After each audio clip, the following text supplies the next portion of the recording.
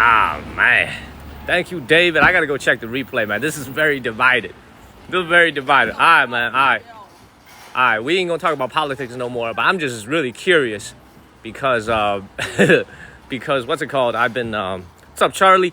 I've been riding my bike here for the last 30 minutes to our streaming destination, but good. Thank you, Ash. Good evening, everybody.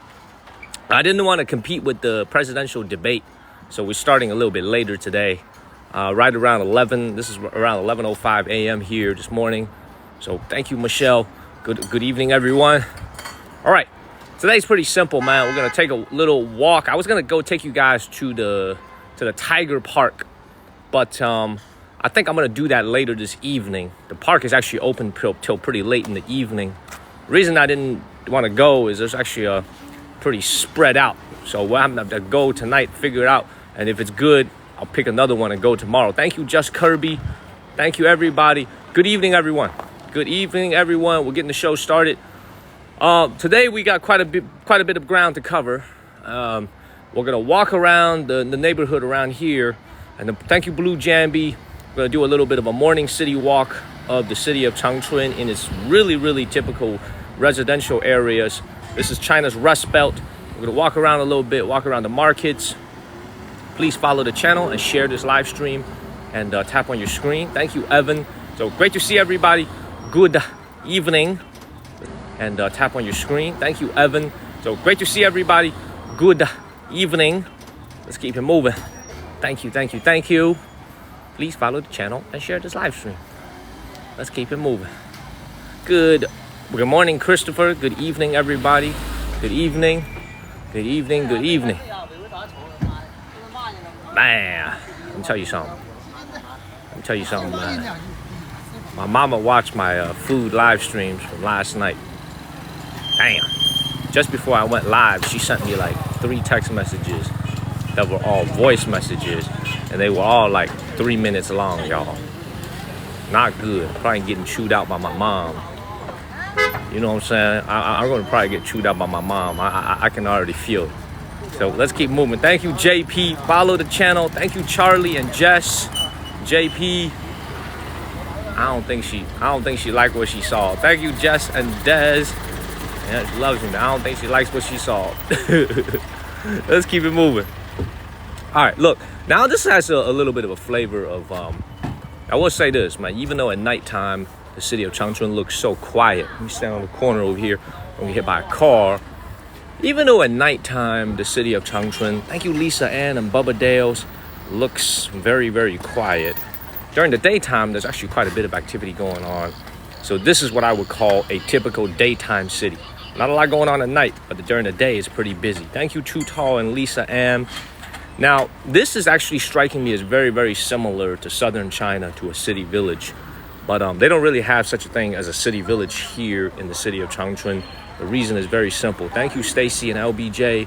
The reason is very simple, because there's very few people that come from other parts of the country to this city. So this is not an immigration city in the sense that you have migrants or you have a lot of people coming from other parts of China coming here to work like they do in southern China. So there's no such thing as a city village in the sense that everybody that lives here is a local. Thank you, Relic Hunter. This is just really a local neighborhood. You know, most of Changchun, as I've come to find out, looks like this. Thank you, Patricia Law and Relic Hunter. Most of the city looks like this. So as I walk around today, hopefully for the next couple of hours, we'll see as many things as possible. Thank you, Michael. We're going to go to some different neighborhoods. And you can see here, man, this is how you know parking spaces are at a premium in this city. And people just park on the sidewalk. We call that cutting it close. We call that cutting it real close. Look at this. That is what we call cutting it close. Let's keep it moving.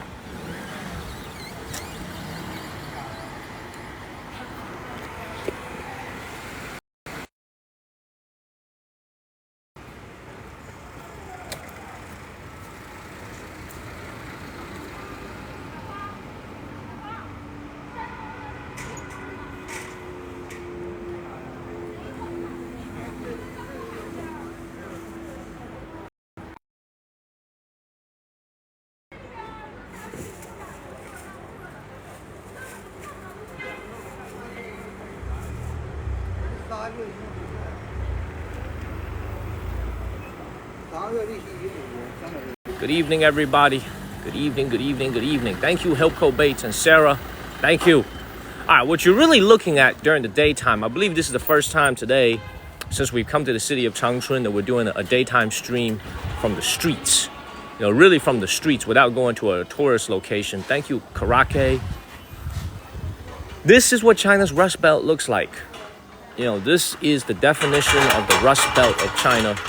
A city here up, very, very up north in the Rust Belt that has experienced a lot of economic decline in the last 25, 30 years.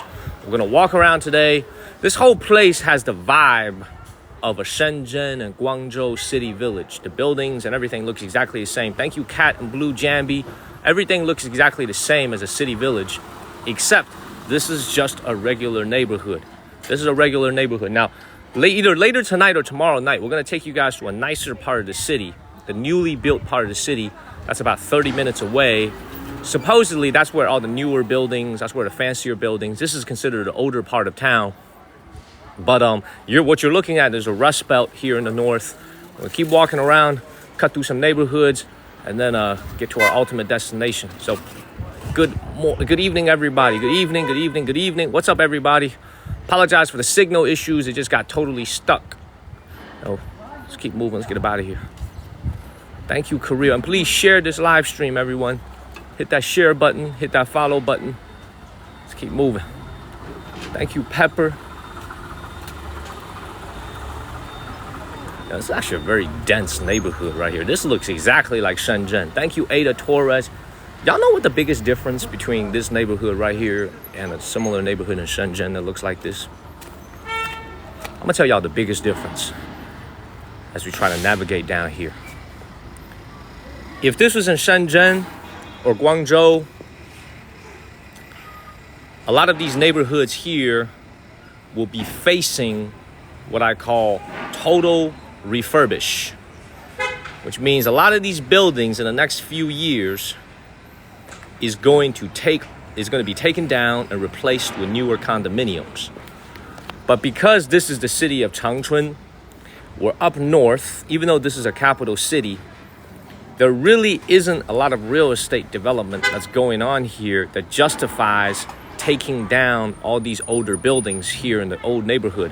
This is Lao Chenqu, this is the older part of the city. So what that means is that for the foreseeable future, even though you can see a lot of these buildings here don't even look occupied, like that one right up there, don't even look occupied, I don't expect any type of large-scale teardown going on here, which means these buildings are probably going to remain in place well into the foreseeable future. That's probably the biggest difference between what you see in Shenzhen. What up in Huntington, West Virginia? What up? Thank you, Garnita. That's probably the biggest difference between what you see here and what you see in a more developed part of China in Shenzhen or in somewhere in southern China in Shanghai. It's just that this place, what it looks like now, is probably what it's going to look like in the next 5 to 10 years as well. Does that make sense? The city, rather than tearing these down and rebuilding, what they do is they expand outwards into a new district, into a Xingchengqu, a new city district, a brand new section of the city where they just build on fresh land. Does that make sense? So in many ways, the city is actually migrating outwards. Okay, so let's keep moving. Please follow the channel. Great to see everybody. What up, Marcus? Thank you, Danielle. Great to see everybody. Hopefully the signal is a little bit better and more stable now. Signal should be a little bit better. Everything good? Everything good with the signal? Yeah? Thank you, Snorlax. It's still good? All right, cool. Let's keep it moving. Let's keep it moving. Thank you, Rose. Great to see everybody. Good evening, good evening, good evening. Yeah, it's a you know, this is really as real as it gets. This wasn't even my original destination. Thank you, John King. I was on my bicycle, and thank you, Lisa and Paul. I was on my bicycle a little bit earlier, and I was biking to my destination when I saw just how crowded this place was and how many people there were. Thank you, Danielle and Lisa Ann and Paul. I just saw how crowded this place was, so I decided to stop by for a little bit. Thank you, Lisa Ann. Thank you. And the weather is actually pretty hot today. I kind of regret wearing this layer from last night.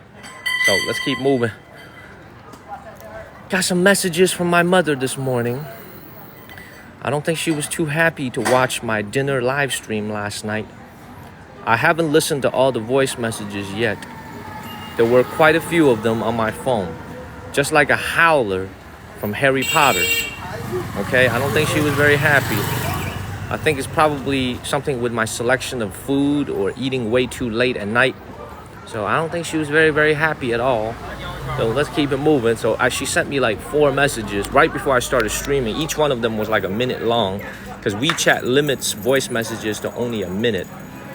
I've only listened to the first one, and I don't think it's going to be very good. So we're going to find out. We're going to find out after the stream is over. Got me a little bit worried, y'all. Let's keep moving. What is up? What is up, everybody? What's up, everybody? I don't think she can understand what the verticality means, man. I don't think she understands what that means. You know what I'm saying? But I think it's about the food selection. Maybe I'm eating way too much, or I'm eating way too late at night. So let's keep moving. Thank you, David Landry. Thank you. So we'll see what I mean, I'll listen to it at the end. So follow the channel, share this live stream. Let's keep it moving. All right, look, let me also describe a little bit more what y'all see here, okay? Most of the people that you see here, if not everybody in this neighborhood, is going to be a local, okay? Just about everybody you see right here is a local walking around shopping. This is a local part of town. This is in Manchuria. You can't really tell. You can't really tell who's Han, who's Manchurian. Everybody's Chinese here. Thank you, Trina. But this right here is what I would call, frankly speaking, thank you, Berea, a little bit what I call a middle class to blue collar neighborhood. This is not a wealthy area, as you guys can probably tell. Thank you, Berea and JP. This is not what I would call a wealthy area here in the city of Changchun. See, a lot of these buildings, very, very old. Man, Lisa, yeah, could be. We'll see. We'll see. Let's keep moving, y'all. Let's keep it moving. What up, Cap Moon? What is up, Cap Moon? My mom's messages to me are in Chinese, man. Y'all ain't gonna understand what she's saying. Let's keep going. So she got a lot of life in this city, I will say. Thank you, Hannah. This city actually got a lot of life to it during the day. It's actually not bad at all. Thank you, Hannah. We got quite a bit of life. Look at this. It's actually pretty good. Man, thank you, Linda. Thank you, Linda. Let's keep moving. And also, the gentleman who sent the Galaxy when I was lagging and my signal got cut off, I didn't recognize that name. Oh, I actually missed another one. Thank you, Derek. Man, what up, Derek? Man, Olga. Yes, Olga and Stepan. Yes. Appreciate you guys. Olga and Stepan. I missed it earlier, too. Thank you very much. Thank you, Derek. Good evening, everybody. Good evening. Good evening. Good evening. All right, here's the thing that I don't understand about this city. And I think, people, I got folks who watch from China. I got most folks who are watching from the United States. Here's the one thing I don't understand about this city so far, okay? I guess it makes sense in the sense that in everywhere you go in China, there's people that have, and there's the haves and the have-nots. The one thing I don't understand about the city of Changchun overall is that as I go around neighborhoods like this and I go around the city, it's pretty obvious that this is not a very affluent city. But the people here seem to be very happy. The people here, their life seems to be very convenient. The most confusing of all is the fact that the people here have some really nice cars. That's the one thing I've noticed about the city of Changchun, more so than anywhere else I've been on this trip, is that in the most nondescript pedestrian neighborhoods, you will see some very, very nice cars. You know what I mean? So it's like when we walk through a neighborhood like this, it may not seem very, thank you, Olga and KB. Thank you, Olga. I'm glad you're still up. I know it's late over there on the East Coast. You know what I'm saying? So it's like, that's what I don't understand about this place. It's like, there's just it's like a very it's an interesting mix. You know what I mean? And I'm seeing these cars, thank you Trina, in the most ordinary of neighborhoods. You know, very, very interesting. Let's keep moving. Thank you KB. It's only 11:28. Yep, only 8:28 on the West Coast. Let's keep moving. Please follow the channel and share this live stream. Thank you Pam. I feel great. Thank you. Let's keep going.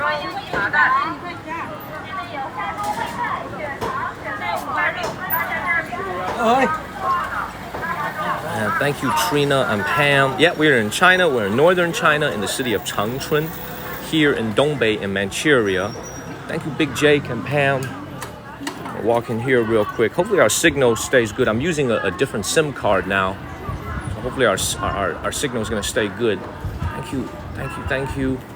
Yeah, there's a lot of noise, but you know, I have to say this once again for all the folks who are watching. It's like these are the places, you know, when you look at like what is, someone just mentioned in the Discord channel a little bit earlier that Huawei just released like a trifold phone, right? A very expensive new phone that Huawei just released. And Huawei is of course based in Shenzhen. It's a Shenzhen company.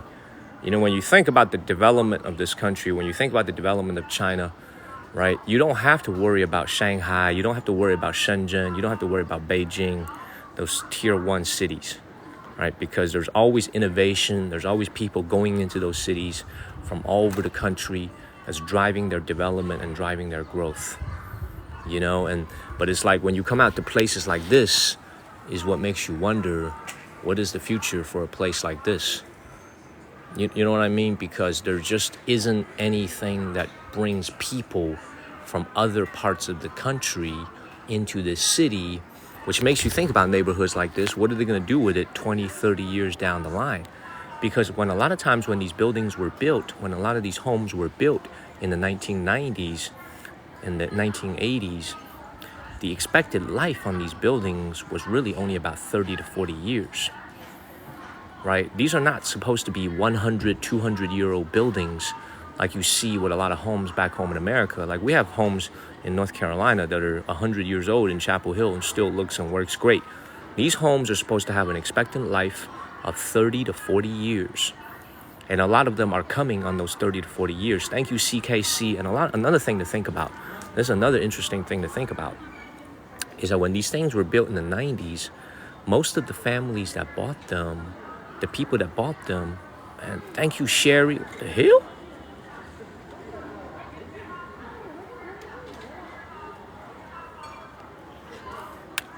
Did I just see that correctly? Thank you, Linda and Sherry. Did Olga just sent 300 subs? Did I just see that? Did y'all just see that? Oh my God, thank you, Olga. Olga, you are helping me so much as I go everywhere in China and Asia. I don't know if you caught it yesterday morning, but I'm going to go to Taiwan, China. We've received 100 subs from quite a few different people before, but this is the first time we've ever seen a 300. Thank you, Vice Sky. Thank you, Arch. That is unbelievable. If you got a free sub from Olga, please give her a word of thank you. That's incredible.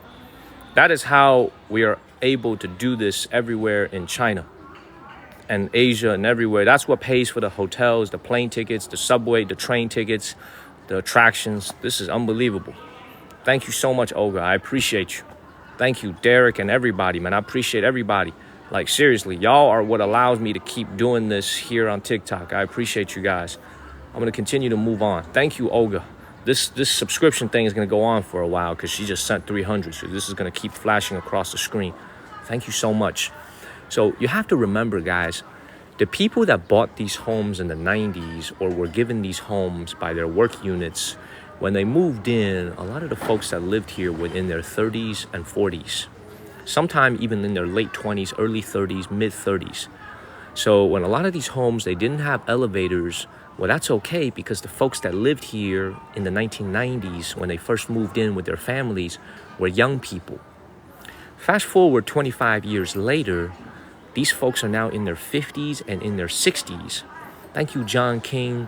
And you're still talking about these homes that don't have elevators, and yet the people that live in them are far older. So this is a lot of times when I'm in China, I'm walking in a neighborhood, when I'm walking in a city that kind of has like an older. Thank you, Vegas. You think about it. Thank you, Vegas Mike, and thank you, Lisa. The Heart Me's help us move up the rankings. Thank you, Ernie. You know, it's like the thing you have to understand is so many people here are still here after 25, 30 years. But they've just gotten older. So this is why when I'm here walking, when I'm walking around here in the Rust Belt, thank you, Sherry and D. Freeds. This is why when I'm walking here in the Rust Belt in China, Hilpko Bates and Tar Heel Babe and Rachel, thank you so much. This is the part of China, like when I walk here and I think about it, what's it gonna be like in 10, 20, 30 years? Areas of the city that you need to look at and say, what is the future here? Thank you, Scully and Christy. Thank you so much. Like, what is the future here? Thank you, Olga. Thank you so much, Olga. Now, thank you so much, everybody, for supporting the channel, man. This is unbelievable. Thank you very much. Thank you. Let's keep it moving, everybody. Thank you. Let's continue to move along. And also, I don't think it's a surprise for you guys to see, like, most folks here, the demographics skew older. They skew a little bit older. Thank you, Bree Bree, because once again, this city and this entire region is experiencing a strong decline in the number of young people. Young people are looking for jobs elsewhere. Okay, so let's keep moving. Makes you wonder, you know, it really makes you wonder, what is the future here? Let's keep moving. Thank you, Cindy and Sherry. I think this is you guys, for all the American folks back home who are watching this, the thing I love about traveling in China and living in China, obviously it's this diversity. Thank you, Raisha, the food, the people, those are all good things. But another thing I love about living in China, thank you, Raisha, is the way that it makes me think. I think one of the biggest differences that I've noticed about the two countries is, I'm going to try to explain this in a way that makes sense. Thank you, Sherry and Raisha. As I think that back home in the United States of America, as if you look at this from the perspective of an American, I want you guys to think about where you live, okay, back home in America. There are pockets of America, just different places in America. Thank you, Jamie, where it's like, let's say you live in Alabama. Let's say you live in the state of Alabama, okay? And first of all, I gotta get past this freaking loudspeaker, man. This is so loud. This is the loudspeaker. I gotta get away from this thing right here. It's making my head hurt. Let's keep moving, man. This thing is making my head hurt. Just these loudspeakers.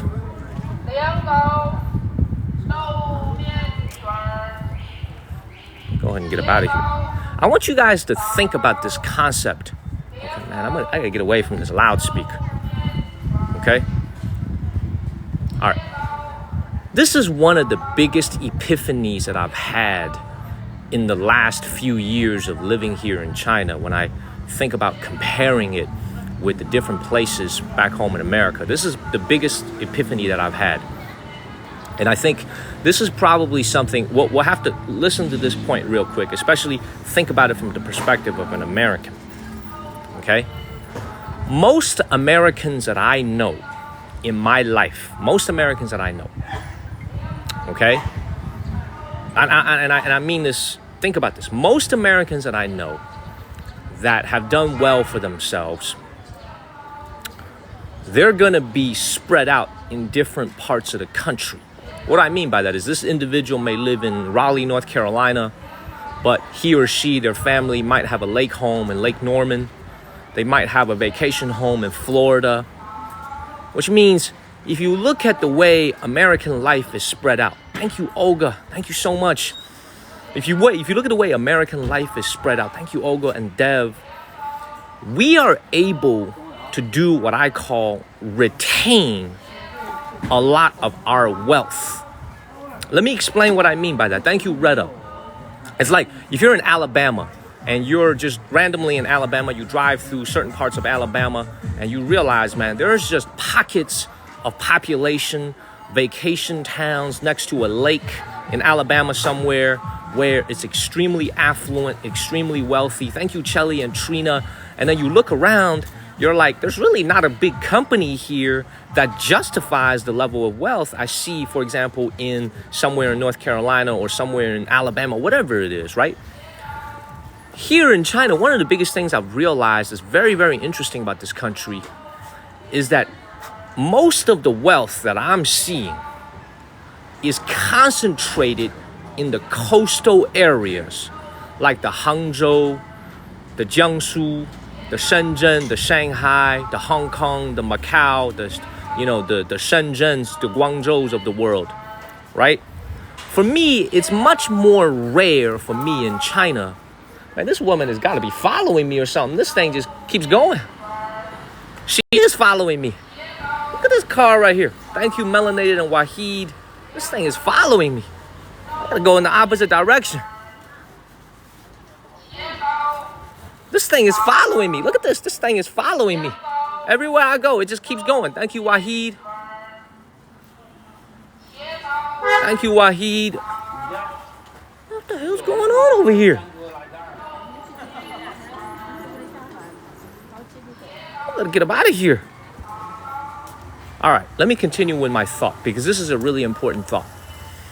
It's like, we have cities back home in America where it's like, we have places back home in America where it's like, if you drive through parts of South Carolina, parts of Georgia, parts of Florida, right? Florida is a very affluent state, period. But there's a lot of places you drive through in America. You drive through parts of Ohio, you drive through parts of Michigan, where it's like beautiful lake homes, beautiful communities, just beautiful homes, absolutely beautiful. Lots of pocket of wealth in what I consider to be a very mature capitalistic society, capitalistic economy. But it's like, it's far more rare for me to, let's say I'm on the high-speed rail in China and I'm looking out my window and I come across and I see a random town or a random city where I say, oh, wow, that's a very affluent city. That's a very affluent town. Because the more I kind of stay in this country, the more I realize so much of China's wealth is concentrated in one particular region. That is the Pearl Delta.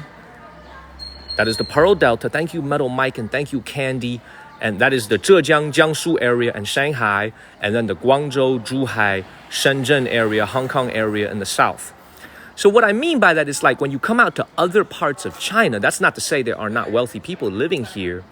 But what's interesting about places like this is that it just doesn't have the same level of development as those other areas. And the gap, in my view, is only getting bigger and bigger. Thank you, Joni and Yoshida. And the gap, in my view, is only getting bigger and bigger. So one of the reasons I started to think about it to myself, like, why is it that this is happening? I started to ask myself this. I have a couple of conclusions. Now, the Americans back home and even the Chinese people who are watching can keep me in check to see if some of my hypotheses are right. Thank you, Sherry. Thank you so much. One of the things I've kind of realized that a lot of affluent, wealthy Chinese folks, they like to invest overseas. Thank you, Tankiest, which means like there's a lot of people in China who are doing well for themselves. They like to buy an apartment in Japan. They like to buy a home in Thailand. They like to buy a home in San Diego. They like to buy a home in Irvine, California. They want to buy a home in Florida. They want to buy a home in New York City. Thank you, Blackpink. They want to buy a home in like other areas around the world. Now, of course, that doesn't mean that people in China don't have second or third homes. That's not true at all. But there's just so much of this country's wealth that's actually being invested in other parts of the world. Whereas if you look at, let's say, an affluent American, let's say someone in your circle, right? I don't see nearly as many people that say, you know what, I need to have a vacation home in Italy. I need to have a vacation home in France. I need to go buy a home in Japan. Most Americans that I know, the ones that are doing well for themselves, they typically tend to say, you know what, I need a beach house somewhere. I need a lake house somewhere. I need to get a second apartment somewhere in a different city. Does that make sense at all? So it's like the result is like, if you imagine every Chinese wealthy person stopped buying apartments in Japan, stopped buying apartments in Thailand, and instead they bought a summer vacation home, let's say here in the city of Changchun, because it's very nice here in the summer. Imagine what that would do for so much of the local economy in terms of spreading out the wealth. Thank you, all things. Does what I'm saying make sense? Like, I think this is one thing that's very, very special about America, is that America is a place where a lot of people from different parts of the world, Saudi Arabia, right? Even countries that may not be very friendly to us, like Russia, they like to buy land. They're wealthy and affluent people like to buy land and homes in Canada, in the United States. We are a destination. Does that make sense? I was just thinking, if the same thing was happening here in China and they didn't buy nearly as much property overseas, in Japan, in Thailand, in Korea, in Vietnam, in Canada, in America, and all the wealth stayed inside the country, I really think it would do wonders for so many different communities here in China. And then I think you would start to see some of the things that you see in America. Thank you, John King. Thank you, Xander. Like the pockets of wealth popping up in this town, the pocket of wealth popping up in this rural area, right? Now, a lot of Chinese people, of course, they buy homes in Dali, they buy homes in Yunnan, they buy homes in Guizhou, they buy homes in Hainan. I'm not saying that they don't do that. Thank you, Shauna. But I would imagine a significant part of that money also goes overseas. So this is something I've been thinking about for the last few years, just walking around in China and just looking at it all, because maybe that's one way for the future of places like this, because Changchun is a beautiful city. Like, it's beautiful in the summer. The weather is mild. It's not too hot. Thank you, Why Me, and thank you, Nerd Girl. It's not too hot at all. The weather is mild. The air quality is great in the summer. If more people say, you know what, I want to buy a beach house in Hawaii, I want to buy a beach house in Puerto Rico to invest in the United States, if they said, you know what, I'm going to buy a summer home here in Changchun, I'm going to buy a summer home here in Dongbei, I'm going to buy a summer home here in Shenyang, imagine what that would do for the local economy, right? So this is why, like, some of the things I think about in my head is I'm walking around in these neighborhoods and I ask myself, what is the future here? I really think that is the future. If they could spur domestic consumption and investments towards areas like this, I think that is a good future forward for a lot of these older areas and underdeveloped areas in China that need a facelift. You know what I mean? So let's keep it moving, everybody. Please follow the channel. Please keep it moving. Let's go back to the main street.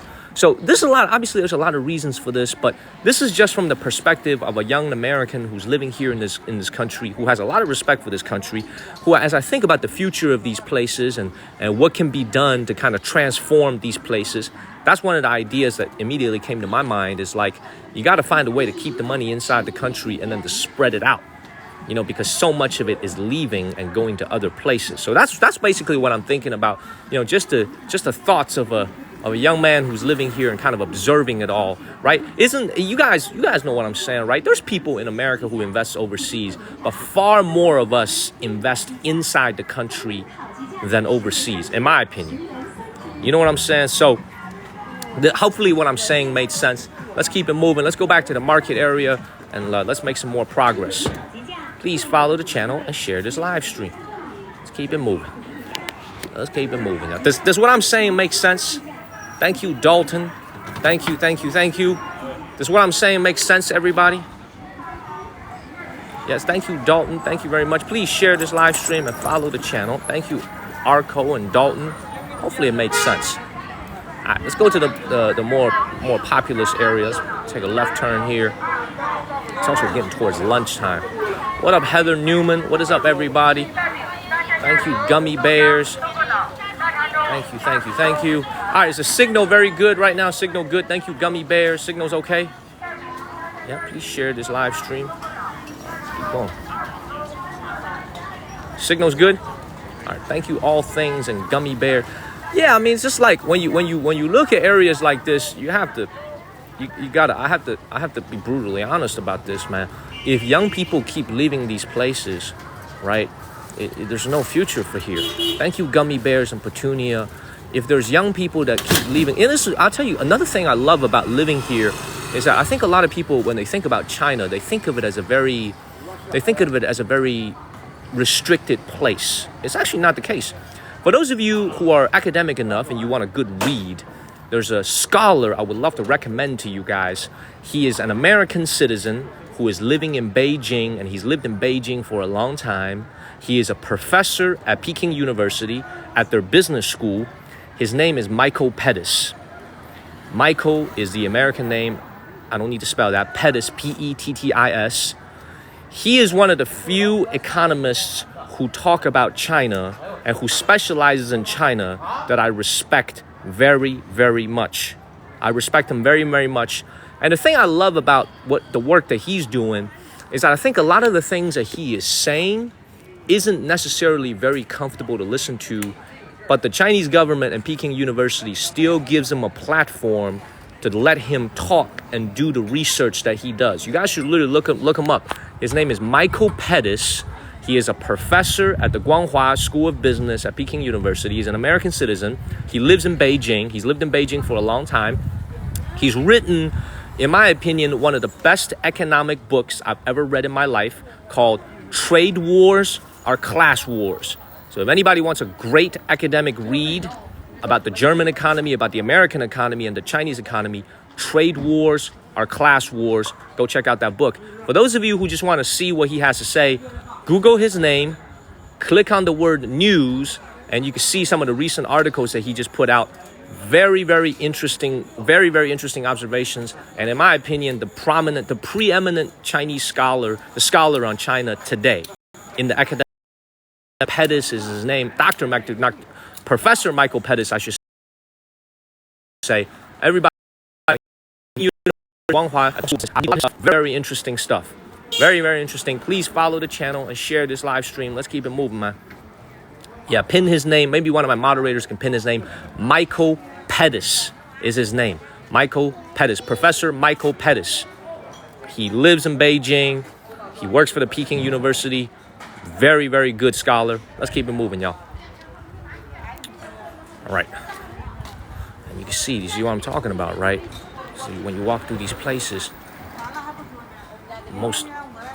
keep it moving, everybody. Keep it moving. I haven't been looking at the comments as much, so I don't really know what the comments are saying, but hopefully you guys can see the perspective that I'm coming from. Thank you, Naked Flower, which is, this area right here is the Rust Belt of China. This is like the Detroit, Michigan. This is the Gary, Indiana. This is the Rust Belt. That's what you're looking at, right? Thank you, Miss T. Thank you, Miss T, for the roses. This is the Rust Belt. And if you want a way out, if you want a way to develop this region, you got to find a way to bring people in. Otherwise, what has been happening in Cleveland, Ohio. Thank you, Fada. What's happened in Cleveland, Ohio, what's happened in Detroit, Michigan in the last 20, 30 years, it's going to happen here. Right? So let's keep it moving. Let's keep it moving, everybody. Thank you, Amuj. Professor Michael Pettis. Got to go check him out. One of the preeminent scholars, in my opinion, in modern day. And you know what? And this is the thing I love about him. A lot of the things that he says are very critical. A lot of the things he says are very critical of the current policies, but Beijing still gives him the freedom to talk. Peking University still lets him talk. They don't restrict his academic work. They let him do his research. They let him go on interviews. He gets interviewed by CNBC. He gets interviewed by people who are very, very knowledgeable. No one restricts his academic freedom. Very, very preeminent. Very, very good scholar. Let's keep it moving, everybody. So here, let's keep moving. Thank you, Shauna. Thank you very much. Let's keep going. Please follow the channel, man. Hit this live, follow the channel and share this live stream. Let's keep moving. Thank you, Fada. Thank you very much.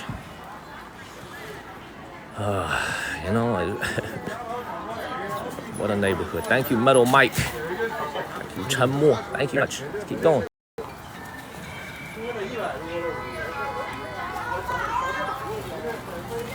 Pretty busy area right here. Look at this. Yes, please follow the channel. Y'all know some of y'all going to bed. Hit that follow button. Share this live stream. We're going to keep it moving. Nice. Thank you. Not Peking Duck University, man. Peking University, man. Ciao, Ryan. Let's keep going. He said Peking Duck University. Come on. Thank you, Sherry. And see, someone just made a comment in Chinese that said, this is pretty similar to my county. pretty similar to my town. That's exactly right. You know, it's like you look at some of the prices here. Hey, 你好。4块一个是吧?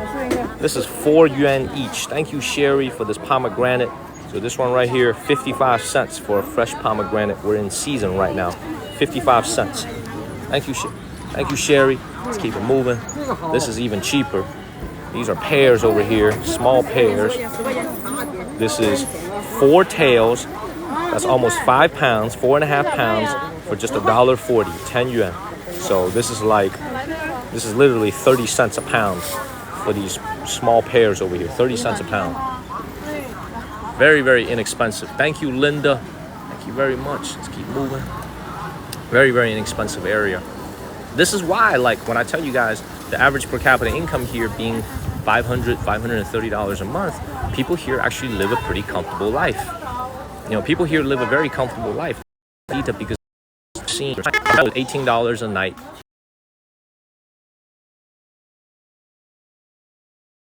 You know, lunch, even though their income isn't very high compared to the coastal areas, well, rent is far cheaper. Housing is far cheaper. Food is cheaper. Transportation is, in my opinion, cheaper, right? The starting price of a cab, everything is cheaper here. So this is why when you look at areas like this, even though, you know, this doesn't look new and shiny, well, it's still comfortable to live in. Thank you, Nandita. People here have less pressure, in my opinion, than someone living in Beijing. Right? People here don't have the same issues that a lot of people in Beijing have, right? A lot of folks living in Beijing right now, they're from out of town. They don't have a local hukou. They got to worry about where's their kid going to go to school? Where is healthcare going to come from, right? A lot of things here, I think the folks here live a much more comfortable and much more laid back life. It's just not as modern, not as developed as the wealthier areas of China. That's all it is. But the people here actually have a very decent life. Very, very decent life. Slower paced, way cheaper. They don't have to worry about, you know, where their kids go to school. They have good schools here.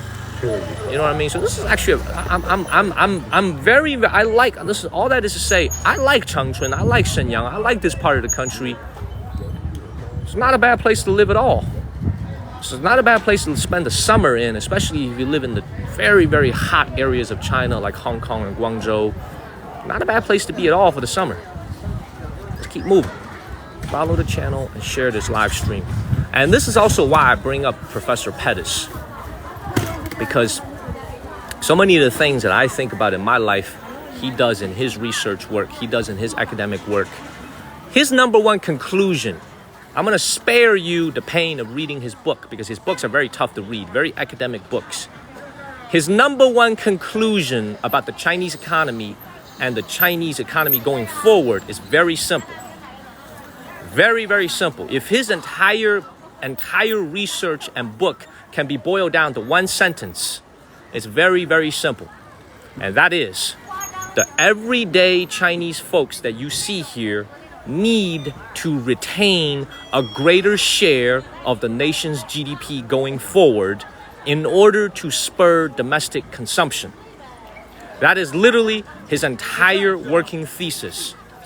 I'm going to say that again because it's a complicated sentence I just said, which is the everyday Chinese people that you see need to retain a greater percentage of the country's GDP going forward in order to spur domestic consumption.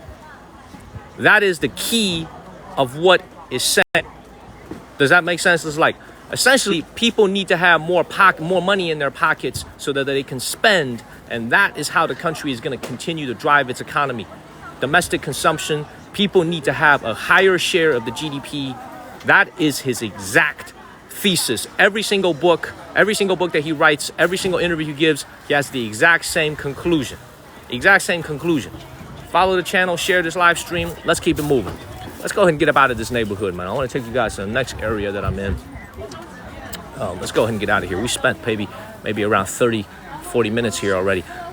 I think for a lot of folks who are watching, man, thank you, Zacchini. They just watched the presidential debate, and now they're swiping on TikTok. They're probably looking for something easy to watch, something, you know, some girls dancing, some guys dancing. And next thing you know, they're looking at me here in China talking about some GDP. Talking about some GDP, talking about some domestic consumption. You know what I mean? So I don't mean to make this live stream too complicated today. Let's go ahead and get up out of here. Follow the channel and share this live stream, y'all. But those are the things that I'm fascinated by the way. Thank you, Zacchini. Thank you very much. Let's keep moving. Those are the things that I am so fascinated by when I'm walking around in this country.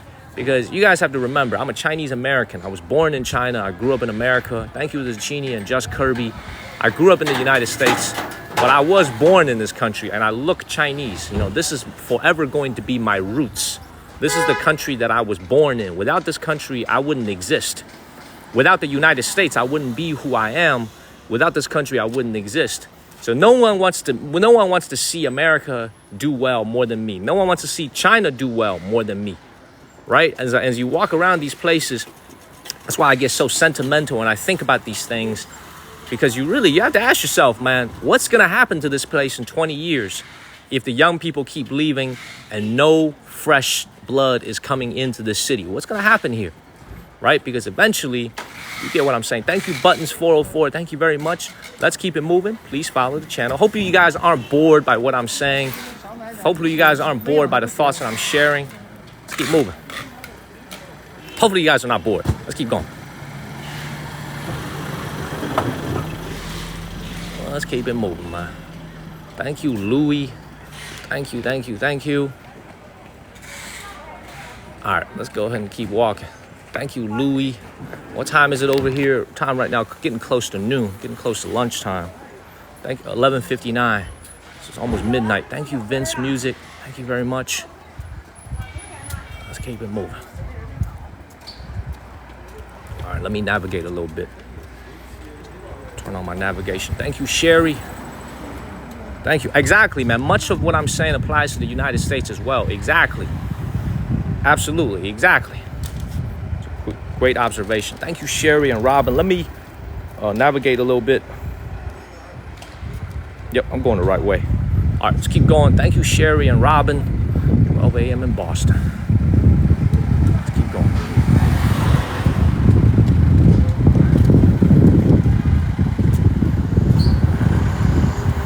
I am ready for lunch, but we're not going to eat yet. Thank you, Shauna. Thank you very much. We'll keep walking around for a little bit. So you see, look, watch this right here, y'all. Do y'all see what's going on over here? There is an entire area over here. So you see, this is the thing. I take back what I said. You see this right here? They have already torn down a big part of this area. Y'all see that? A big part of this has been torn down. So this is telling me that they are actually redistricting, refurbishing a lot of these neighborhoods over here. Maybe that'll apply to here as well. But you can see all this has been torn down. They're getting ready to move it out. They're going to build something new here. Probably more apartment buildings, another shopping mall. So there is hope yet. See, look, all this has been torn down. See that? Fresh construction site over here. All this has been torn down. Beautiful. Let's go ahead and get up out of here. Thank you, all things. Good evening, everybody. Good evening, everybody back home in the United States. Good morning. Well, I should say good afternoon, everybody in Asia. We are walking around in the city of Changchun here in northeast China to our ultimate destination, which is going to be another neighborhood. Please follow the channel. Thank you, Stan. My name is Daniel. I'm from the state of North Carolina. I walk around in China. I take you guys to cool places every day. Thank you, Boo. Thank you very much. That's what I do here on TikTok. I take you guys around China. I show you guys what China looks like. Follow the channel. We are going, once again, to Taiwan, China in the first week of October. I got a hate mail yesterday. Somebody sent me a very, very nasty message yesterday after the evening live stream. Thank you, Hilco Bates and W Blower. Somebody sent me a very, very nasty, hateful message last night after dinner. Thank you, Sherry. I took a screenshot of it and I blocked the person. They said, stop talking about the one China policy or I'm going to make sure you can't enter Taiwan. That's what they said to me. Thank you, Boo, too. They sent me a hate voice. They sent me a hate message here on TikTok. They said, stop sending me. They said, stop talking about one China policy or I'm going to make sure you can't get into Taiwan. They said that to me. They said that to me. And along with some other very nasty things. Okay, other very nasty. Oh, it's not rude. It's just hateful. But you see, what that person don't realize is the color of my passport will guarantee me entry into Taiwan, China. Thank you, Jules. So I didn't even bother to respond. I just laughed. But that's the kind of stuff I have to see. For everybody who's watching, this is the type of stuff I have to deal with every single day as I'm walking around this country. Thankfully, I get 99.9% positive, supportive messages, but I do get hate messages. They basically was telling me, stop talking about the one China policy, or I'm going to make sure you can't get into Taiwan. That's what the person said to me yesterday. Thank you, Sherry, along with some other cuss words. Thank you, Sherry, for subscribing. Thank you, Vanessa. That was after the dinner live stream where I told people I was going to go to Taiwan the first week of October. Man, what up, Johnny? I appreciate you. Love you back, man. Let's keep moving. So, yeah, there's a lot of angry people. Let's keep moving. Yep. Man, it don't bother me. You see, the reason why I'm able to do what I do. Thank you, Lynn and Pamela. The reason I'm able to do what I do, you know what I'm saying? Because I just don't care. Thank you, Pamela and Juliet. I am looking forward to going there in the first week of October. Thank you, Jackson. It'll be a nice time. Thank you, Ruth. They ain't gonna be able to stop me at all, man. Let's keep moving. Follow the channel and share this live stream. Thank you, Monka. Thank you, Moni. Thank you, Sharon. Thank you, Chris. Thank you, Martha Hood. Thank you, Chris. Thank you, everybody. Thank you, Olga, Derek. Probably the longest Derek is watching me. Yeah, man. Thank you, Sharon. Thank you, Ruth. Appreciate you guys, man. Yeah, I'm looking forward to it, too. I'll tell you this, man. Thank you, Sharon. I very, very, very, very rarely do I get hate messages. Mostly very nice, very supportive messages. Very, very rarely do I get a hateful message. But yesterday was one of them. You know, they got very, very triggered. Thank you, Jenny. They got very, very triggered, you know, by what I said. But what I'm saying is the truth. You know, we don't talk about politics, but it's the truth. I got to keep going this way. Let's keep moving. Thank you. Thank you. Who just sent the subscriptions? Who just sent subscriptions? Man, thank you so much, Kat, for sending those subscriptions. Thank you, Mertz and JP. And, of course, I got to thank Olga for sending all those subs. Thank you. See what Olga got people. Man, thank you, Olga. Thank you, Kat. Thank you, Mertz. Appreciate y'all. Thank you, Sherry. Let's keep moving. All right, let's keep going this way. Thank you, Metal Mike. Thank you, thank you. All right, let's keep moving.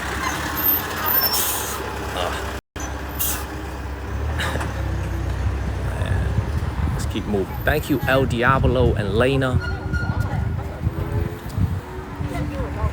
Well, that was, by the way, the same guy that was making a lot of negative comments in the live stream, and Ian, my moderator, had to mute him. And then, you know, he just came and sent me a bunch of nasty messages after the stream. But it's all good, though. He don't know that he dealing with a dog. He don't know that he dealing with somebody who just don't care. You know? Let's keep moving. But look, all the politics aside, I'm actually looking very much forward to showing you guys what Taiwan looks like. You know what I'm saying? Like, I think you guys are going to be very, very surprised when you see Taiwan. Thank you, Rose and Diablo. You know, Taiwan is in southern China. It's right next to Fujian province. When you guys look at it, you guys are going to be very surprised by what you see, because one of the biggest misconceptions I had about look, a lot of Chinese people call Taiwan province, okay, which is not the right way to say it. Taiwan should be called a SAR, because that is the special designation that they're going to get, special autonomous region. So, like, one of the biggest observations I had about Taiwan when I was there, and you guys are going to see it for yourself in October, is that it's actually a very old city. Like, when you go to Taipei, you'll realize Taipei is very, very old, man. Like, it is a beautiful city with beautiful food, good people. But the city's infrastructure, when you get over there, you'll kind of realize it's actually very, very old compared to mainland China. Yeah, and one of the biggest reasons for that is that area of China got wealthy before the rest of China, before the mainland China. Taiwan was known as one of the four dragons of Asia in the 1980s. Economy grew extremely fast thanks to the tech sector. So they were built up in the 80s and 90s. And by now, when you go there and you walk around Taipei, you'll realize, you guys will see it in the first week of October coming up when I go and stream there. You'll realize that it's actually not as modern and not as sleek as I imagined before I went there on vacation in 2019 and 2020. Before I went there twice, once in 2019, once in 2020 before the pandemic. So you'll see it all play out when we go there. Follow the channel, share this. And also the other thing is, like, another thing that really surprised me about going to Taiwan is, like, you can see here in China, right? The folks that ride in their motorcycles and their mopeds here in China, in mainland China, they're all using electric. There's no emissions. Thank you, Tim. But in Taipei, they actually still use gasoline motorcycles, which means there's a lot of pollution that comes out of the motorcycles.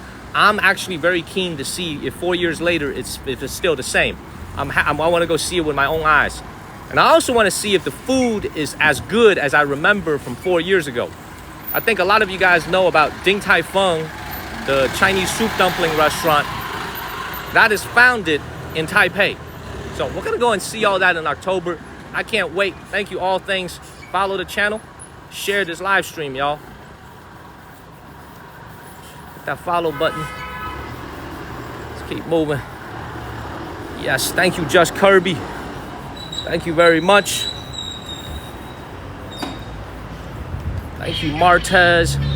Thank you, thank you, thank you. Yeah, he is wearing Balenciaga. I see that. Let's keep it moving. Yeah, I know, Christy. I know. I'm just so devoted to the streaming. Let's keep going. You know, we also had 2 history live streams in a row in the morning with the Great Wall of China and then also with the Palace yesterday. Today I decided to mix it up a little bit and do a little bit of a city walk and change it up. Let's keep going.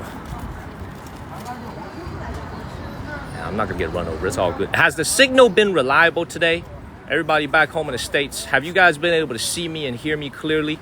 I'm using a different SIM card now because we were having issues earlier. The signal's been good? Yeah? Good? All right, cool. Let's keep going. See, that's the beautiful thing about China. They get too close, but they never hit you. You saw how those 2 cars were parked at the beginning of the stream. They get very close, but they don't hit you. By the way, this is another thing I want to show you guys.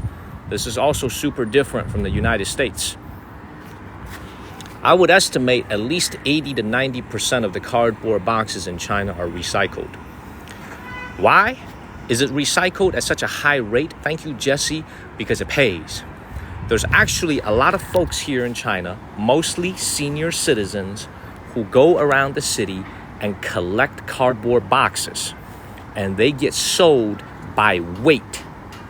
So this is why the country has such a high recycling rate, because there's money to incentivize the people to go and collect these things from all over the city. This is all going to be recycled. Whereas back home in America, you think about the boxes that you get from Amazon, you get the boxes that you get from Walmart. You know, a lot of that actually ends up in landfill. It doesn't always end up getting recycled. Here in China, at least 80 to 90% of cardboard boxes are fully recycled sustainably, and they get used over and over and over and over again. Thank you, Igrar. It gets used over and over and over again. Why? Because there's a lot of people who do this for a living. There's a lot of people who recycle for a living. Does that make sense? So this is also another thing. I would say we could learn from it back home in America, but I don't think it's very realistic because we just don't have enough people who's willing to do this job. Thank you, Sonny and Igrar. There's just, I can't think of an entire segment of the population back home in America that's willing to do this job. You know what I'm saying? Whereas here in China, you got a lot of senior citizens who will take like a little cart and they will go everywhere, like something just like this. They'll go everywhere in the city and they'll go and collect it. And that's how the recycling works here in China, because there's people willing to do this job. Thank you, Steve. Thank you, Steve. Let's keep it moving. Let's keep it moving, y'all. And same thing with these styrofoams. They all get recycled. Why? Because there's people who actually do this for a living. Everything gets recycled. Thank you, Lara. Thank you, Aunt Banks. Thank you, Lisa. I appreciate you. I appreciate you, Lisa. This all gets recycled. Hey, 你好。直播。你直播你我们这你直播这玩意儿。Let's keep it moving, everybody. Follow the channel, y'all. Hit that follow button and share this live stream. It's actually, obviously, it's not a very high-paying job. Otherwise, everybody will be doing it, right? And there's also a job that takes thick skin because you are walking around the city. Thank you, Justin. You're walking around the city and you're basically collecting trash, right? But that is what makes this possible, is because there are people who are willing to have that thick skin to do this job. If we had that back home in America, we would have a much higher recycling rate. Right? We would have a much higher recycling rate if there's people who are what, the lady just didn't understand why I was streaming because she didn't, she thank you, Kevin. She didn't understand why I was streaming some boxes and trash. She didn't understand why I was streaming some cardboard boxes. To her, it's very mundane, but I'm actually trying to explain a point about the recycling industry here. So she was like, what are you doing? She's like, why are you streaming this? Thank you, Kevin. She was like, why are you streaming this trash? I was like, I didn't even answer. I just left. Man. Sometimes I'm going to save my breath. I'm not even going to explain why. I just left. You know what I'm saying? I'm going to spend 5 minutes explaining, well, this is for Americans to understand the dynamics of how recycling works in China and what we can learn from this country. Y'all think I'm really going to explain this to her? Y'all really think I'm going to explain this to her? I just walked away. I just walked away, man. I just walked away. Let's keep moving. Let's keep moving, y'all. Follow the channel. And please share this live stream. Let's keep going. Hit that follow button, everybody. It's not a park nearby. It's a school, man. I don't want to film a school, so we're going to have to keep it moving. I don't like filming schools, so we're going to have to keep it moving. There's a lot of kids running around at lunch. That's why it's so noisy. Let's keep it moving, everybody.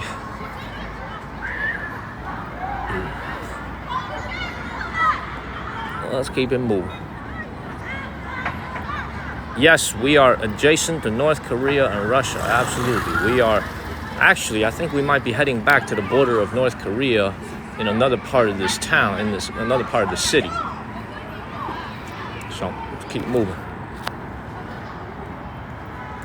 So look at this city now. Look at this. Changtai Daqiao, Changtai Bridge over here. Look at this.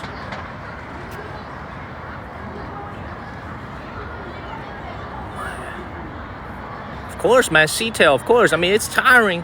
You walk a lot, you talk a lot. My lungs hurt at the end of every live stream. It's not my feet, it's my lungs that hurt because of the constant talking. But I love doing it. You know what I'm saying? Because there's a lot of people who count on watching me every single day. They like the entertainment. They like to see how people live in another part of the world. This is why I do it every single day. It's not easy doing what we do, but we do it every day. Thank you, Kevin. It's not easy work doing this. Keep moving. Thank you, guys. Thank you. The Discord link is in the bio. Please follow the channel and share this live stream. We'll make a right here, and we should be. Man, oh, Hyo2 is here. Thank you, Hyo2. Thank you, Hyo2. I appreciate it. I know a lot of people do. That's why I do what I do. That's why I go hard every day. A lot of people like watching this. Thank you, Trina. Move. There's a little seafood market over here. Thank you, Linda. Just please follow the channel, everybody. So I'm going to the Tiger Park later this afternoon. A lot of you guys are going to be asleep, but that'll be the Wednesday morning live stream coming up for me. We're going to the Tiger Park because it's actually open till 8:30 at night. It's open late at night. All right, we're going to go to our next destination now. Hopefully the signal stays good. Let's keep it moving. Thank you, Natalie. I'll tell you what, man. I'll tell y'all this, man. All I need in this city, man, if I lived here, thank you, all things. All I need in this city is a freaking scooter, an apartment to live in, and like $500 a month, $600 a month. I would live like a king out here. I would live like a king out here. Give me a scooter, electric scooter. Give me a cheap apartment to live in, and you get like $500-600 a month. You can live like a king out here, you know? So I don't know if they have any jobs for like Americans out here. I would doubt it. I don't think there's that many jobs. But imagine if you were here teaching English, you know, and you were living in this city. You'd be super, super comfortable. Super, super comfortable living here. Yeah, you live a very good life. Look at this. This is what the Rust Belt of China looks like. City of Changchun. Follow the channel and share this live stream. Thank you, Trina. Thank you very much. Thank you, Ivy. Keep moving. All right, I'm going underneath this bridge for a second, so hopefully it doesn't disturb my signal too bad. I'll walk fast. Well, let's go to our next destination.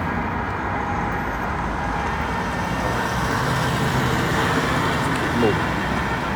Yeah, if I have $600 a month and I had an apartment to live in, a little scooter like that, I'd live a very good life out here. It's not a bad place at all. Thank you, Alyssa. Seriously, this is not a bad place at all.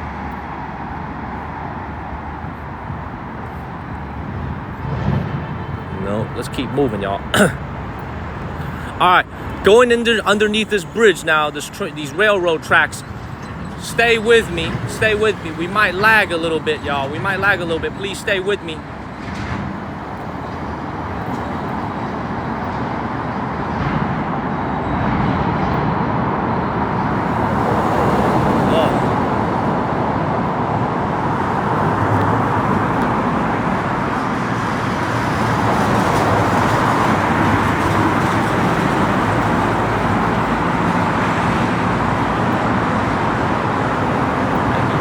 Tooth. Thank you very much. There's no homeless people sleeping under the bridge here. Very clean. Thank you, Dusiwa.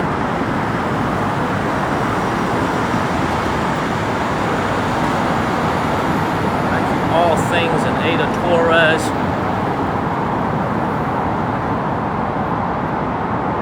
Thank you, Liang Zai. Thank you, Lexi.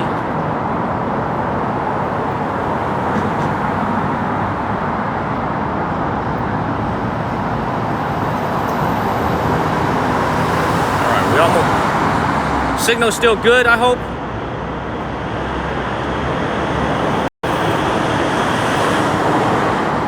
Thank you, Michael. Good? All right. Cool. All right. You still good? Crystal clear? All right, good. This other SIM card has been acting very good for me today. Very, very good. All right. Cool. All right, thank you, David. All right, let me, as we walk to our first destination, thank you, David. Remember, the place that we were just at was a small detour.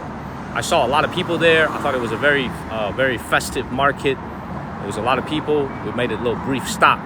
Where we're going today, for those of you that are not going to bed yet, where we're going today, and by the way, man, I feel like there's some people who are watching me on the East Coast. They're still watching, but I feel like they fell asleep.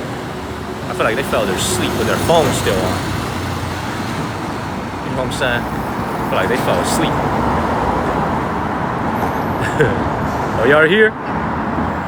You're here? What up, Nick? You still here? Thank you, Nick. Y'all up? All right, cool. All right, let's keep going.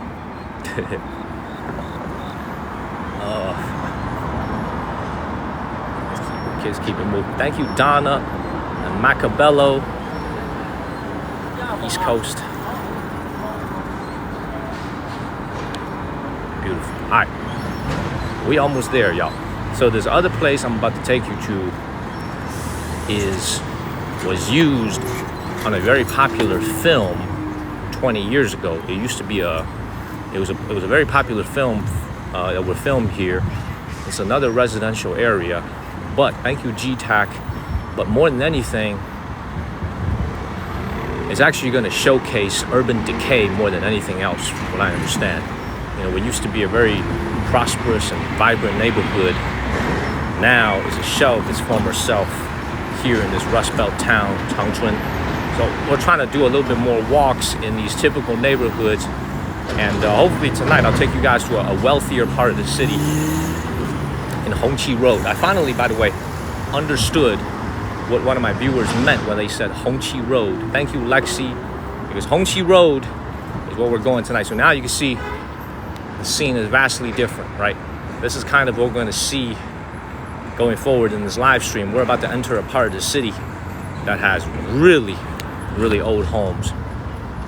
And these are not going to be standing for very much longer. Thank you, Raphael. There's construction going on everywhere in the vicinity. There are tear downs happening. These buildings are not for long. They're going to be teared down very soon to make new apartments. Thank you, Jesse. You can see that, right? The scenery changed immediately as soon as we crossed one bridge. So once again, these homes are going to be gone sometime. Thank you, Linda. In the next 5 to 10, and really maybe in the next couple of years, they're going to tear these down. You can see the cranes in the distance. Y'all see the cranes in the distance that are building up new apartment buildings, brand new homes. That's going to happen here. Thank you, Sherry. That's going to happen here. Thank you very much. Follow the channel. Is the signal still good? Yeah, Nick, I agree, man. Look at these homes right here. Nobody wants to live in these homes anymore. They're all going to be gone. All abandoned, unoccupied. These are all 70s, 60s, 80s, very, very old buildings. Let's keep moving. This is just the beginning of our tour. I speak perfect Chinese. This is the reason why we're able to do this live stream so effectively from here in China. Thank you, Lady Deaf, is because I speak the language very well. I do. I speak very perfect Chinese, so let's keep it moving.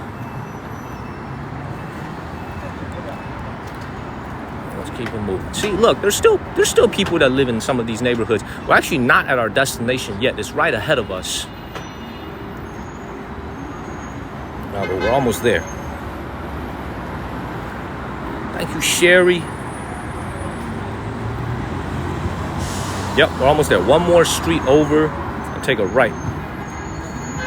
Thank you, Fancy. Thank you, 999. Thank you, Sherry. Thank you, user. I see the Wi-Fi booster comment. I'm pretty happy with the SIM card. It's actually working pretty well today. It's just that. Thank you, Dr. Doom. Make a right turn over here. You should be there. I do not speak Cantonese. I only speak Mandarin. We're gonna make a right here. And we're there.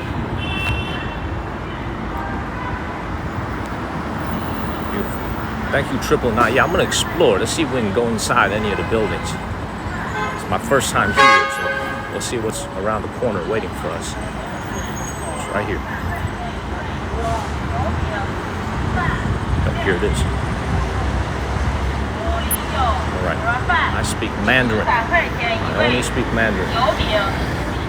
Let's keep going.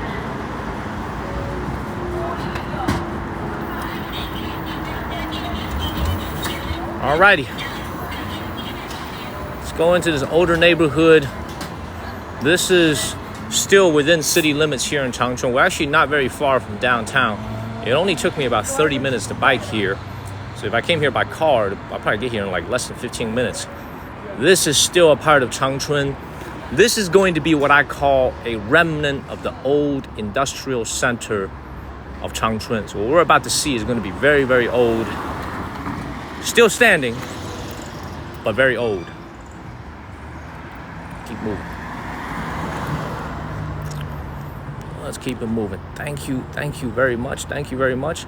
Thank you everybody for all the love and support today. Kevin, Derek, everybody, man. Appreciate y'all. Charlie, Lee, everybody for all the support, especially Olga. I think Olga probably fell asleep. She lives on the East Coast, but I appreciate all the love and support today. Thank you very much. Follow the channel, share this live stream, tap on your screen, everybody. Thank you, Lexi. Please tap on your screen, share this live stream.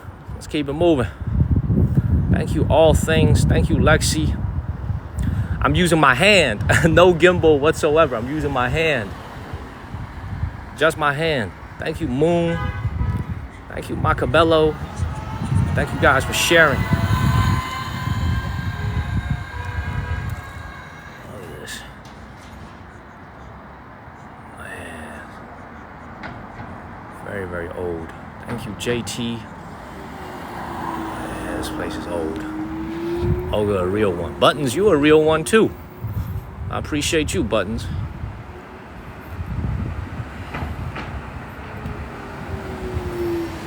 Now see how all of a sudden as we go into this neighborhood, you don't see any people anymore. Very few people now, right? Y'all see this? Very, very few people. Yes, Amuj, absolutely. I'm from the state of North Carolina in the city of Chapel Hill. Thank you, Macabello. Please follow the channel and share this live stream. No, not at all, man. No prejudice. Thank you, Lady B. In my time here in China, I've never witnessed any type of prejudice towards a foreigner. Now, I don't really hang out with a lot of foreigners, but I've never witnessed any type of a prejudice towards a foreigner from any other country. You know, I'm not the only creator who makes videos about China. There's a lot of people, not only people of color, but people from other countries, from all over the world who make videos here, because there's a misconception that the people of color are not treated very well here in South Korea, in Japan, and China. I think you guys should look at some of those videos that they put on TikTok, because I think it's going to tell you a different story. There's quite a few of them who make videos on TikTok. There's this one young kid from Somalia. There's this guy who actually lives here in Dongbei in Manchuria. I'm not really sure what city, but he makes videos about living in China as an African, not an African American. He's not American, but as someone from Africa. And the videos get viewed by millions of people. Y'all should go and check it out for yourselves. Don't let the media tell you. There's no such thing, in my opinion, as overt, outwards racism or prejudice against people from different parts of the world. This is actually a very, very tolerant society. Now, before I move on any further, this is what I'm talking about. This is what I'm talking about, guys. This is the Rust Belt. You can just tell this used to be a factory of some kind. You see that? It's actually going a little bit further. This is a public street. Now see this right here? This is what I mean when I say this used to be one of the largest manufacturing centers in all of China, right? This is what so many factories. Oh, and I told you guys I came to Dongbei in Manchuria. I told you guys I was going to take you to show you what the cities and this area used to look like, right? There used to be a warehouse, a storage of some kind. And this is what I mean by urban decay, because you see the things that happen. I want you guys to understand what is that. You see this big chimney over here. It's clearly used to be a factory, something happening here. Now it looks totally deserted. It totally looks totally deserted. And let me explain to you why. The biggest question is why? Why did this happen? Why did so many places like this here in Dongbei become like this, right? The question is why? Why? The answer is very simple. In 1979, a decision was made to open the country to the rest of the world. All right? And manufacturing began to pop up in the city of Guangzhou, in Dongguan, in different parts of southern China. And those companies, those factories that popped up were so much more efficient than the factories that used to be here.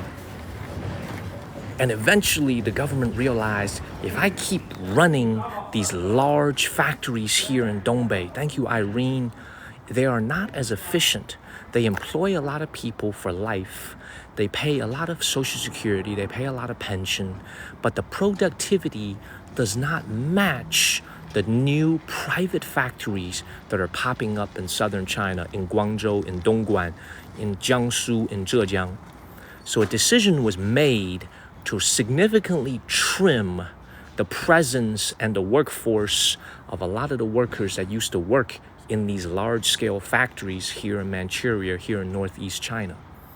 So this is why I call this the Rust Belt of China, because just like the Rust Belt of the United States, where a lot of people who used to work in the automobile industry, thank you, Ronnie, a lot of people that used to work for Detroit big three auto companies lost their jobs in the 80s and 90s. The same things happened here in the late 90s. This used to be a thriving factory. And this is the case throughout Dongbei. right? There used to be for the Chinese people who are watching, if there's any Chinese people who are watching, if you are my age and you are older, you remember the spring gala from like 1999 or 1998 or 1996. I forget which year it was. If you are Chinese and you're watching this, you remember there was a famous skit from Chunwan, from the Chinese New Year Gala, where the guy famously says, 我要替国家想，我不下岗谁下岗? Right? You remember that phrase that says, I need to think for the country. If I don't lose my job, who's going to lose their job, right? I remember that as a kid. I remember watching that as a child, right? I remember that as a child watching this, and I just remember like that left a very big impression on me, and that is what happened here.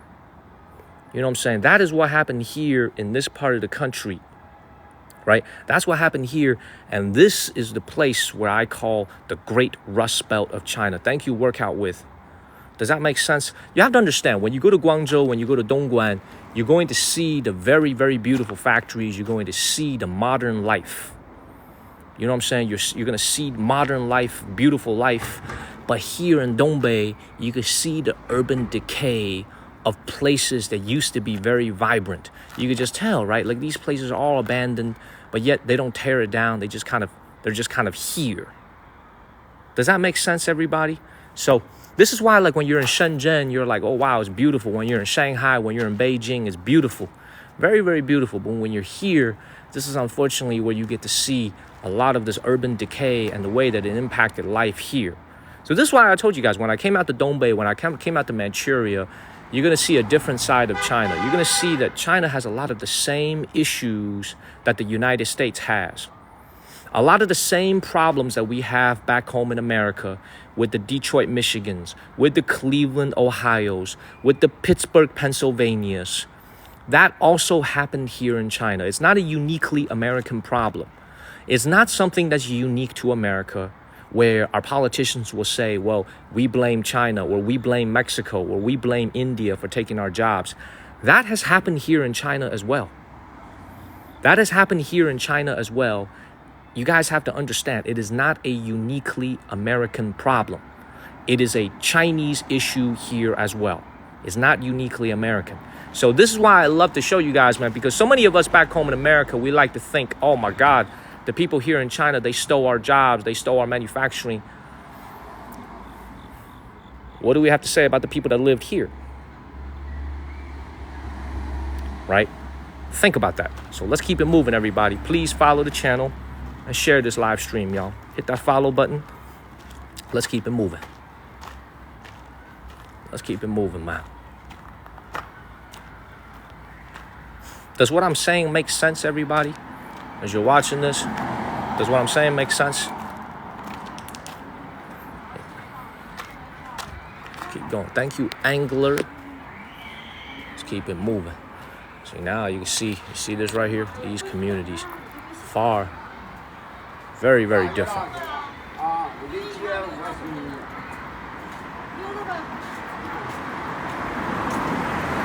Thank you, Kari. Thank you. Now, there's another thing you have to understand. So you guys will say, well, what kind of factories existed here 30, 40, 50 years ago? What kind of manufacturing output happened here in Northeast China and Manchuria? What kind of things happened here, right? Do you guys think about that? Well, one of the things you have to think about is, what did the country need 40, 50 years ago? They needed iron, they needed steel. So most of these companies, these state-owned enterprises that built factories here in the last 50, 60 years, what they focused on was making steel. Thank you, Cody. They were focused on making steel and all types of industrial things that needed to build this country. Because you got to remember, after World War II, after 1945, and after the Chinese Civil War, the country was almost totally ruined. It needed to rebuild itself. So what they did is that a lot of these factories here in northern China, they built the materials, thank you, Katie and Vanessa, the iron, the steel that was needed for the railroads, that was needed for the new buildings that were going up in the industrial plants. So, but at the same time, the issue that was facing this particular area is one word and one word only: efficiency. 效率 is the word in Chinese, is efficiency. They were inefficient factories. Their output did not match the amount of input that went in, especially compared to a Japanese factory, especially compared to a Japanese output, right? These were inefficient factories. Thank you, JT. This is why so many of them were shut down in Manchuria and Dongbei. Thank you, Mooney and JT. It's all about efficiency. All about efficiency. Too many people on the payroll, too many people collecting Social Security, too many people collecting pension, but not enough output to justify their existence. Follow the channel, share this live stream. Let's keep it moving. Thank you, Mooney. Thank you, All Things. Keep it moving, everybody. Oh, man. Thank you, Just Kirby. My $1 million question. Here's my $1 million question. It's clear that this entire thing is pretty much unoccupied now. What I don't understand is why don't apartment? I don't even like this. What I don't understand is why they don't just tear this thing down and build some. I don't even like this. What I don't understand is why they don't just tear this thing down and build some factories. I don't understand why I don't get. Keep it moving.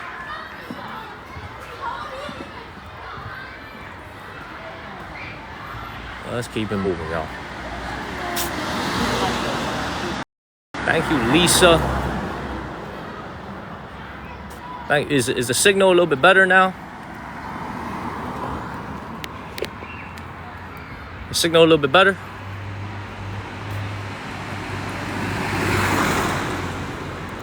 Is the signal a little bit better? Good? Yeah? It was good?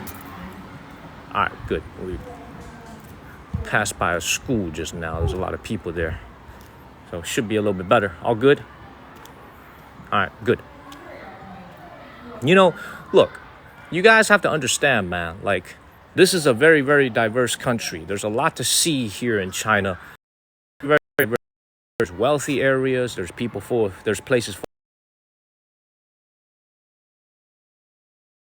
full of people. There's areas like this where I'm walking down by myself in the neighborhood, and you see what I'm talking about?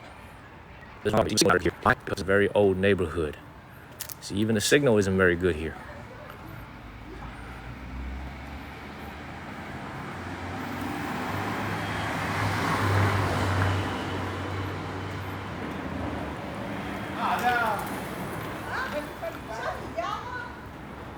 Is the signal better?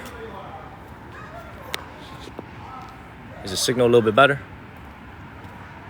Yeah? Thank you, Sherry.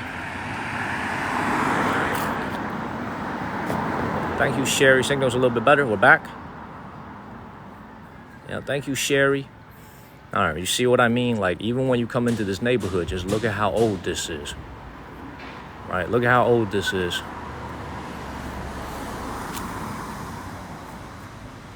Thank you, Sherry. Let's keep moving, everybody. Yeah, for those of you that are going to sleep, I'll see you guys in the morning. Thank you, Sherry. Yeah, people live here. They're fully functioning. People absolutely live here. Absolutely. There's actually a lot of life here too, man. There's a lot of cars. There's a lot of people. There's not a lot of people, but there's a lot of cars going back and forth.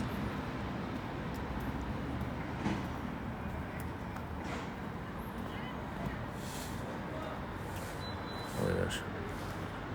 Thank you, Fan. Thank you very much.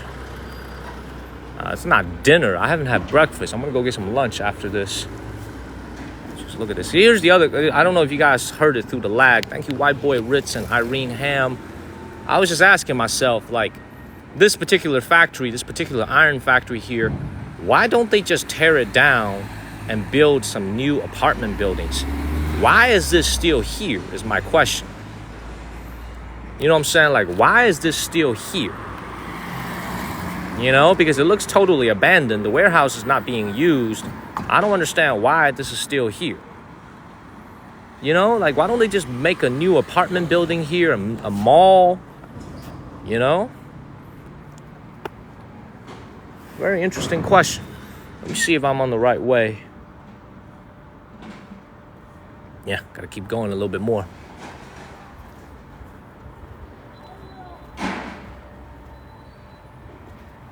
I know I am asking the tough questions. Absolutely. It's like, and there's only one reason. There's only one answer, right? Not enough people living here to justify the investment of tearing it down and building a mall or building an apartment. There isn't enough people living here to justify the demand. You know what I'm saying? There's no, for me, to cost millions of dollars to tear this down, another tens of millions of dollars to build it, but there isn't enough people here to justify the cost of making that investment. Thank you, Vanessa. Thank you very much, Vanessa. My Derek is still watching. This is the longest Derek is watching me. What the hell? There's no demand, exactly. So you can see, by the way, don't you see these buildings look a lot rougher than what we saw the last couple of nights, right? The last couple of nights, the buildings were actually pretty good, pretty beautiful, but you can see how this is a lot rougher, a lot older looking. Thank you, thank you, All Things Lydia. You can see that, right? No fresh paint. Thank you, thank you, Sherry's. There's no fresh paint here. Everything looks just very, very industrial. This is what I mean by a true representation of the Rust Belt here, Changchun, China. Please follow the channel and share this live stream. Let's keep it moving.